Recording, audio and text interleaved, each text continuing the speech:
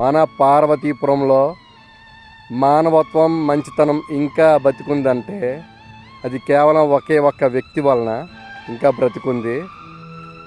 ఆ వ్యక్తి ఎవరో కాదు, మన జట్టాశ్రమంలో ఉంటున్న పద్మజ అమ్మగారు.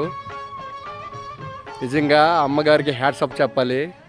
ఎంతో ఉన్నతమైన చదువులు చదివి ప్రభుత్వ ఉద్యోగాన్ని కూడా వదిలి ఎంతోమంది అభాగ్యులను కన్న బిడ్డల్లా చూసుకుంటూ జట్టాశ్రమాన్ని నడిపిస్తున్నారు.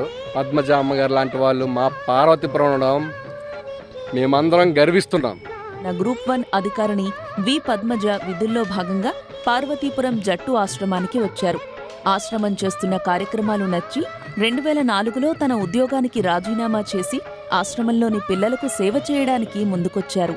మన వంతుకు మనం ఏం చేద్దాం?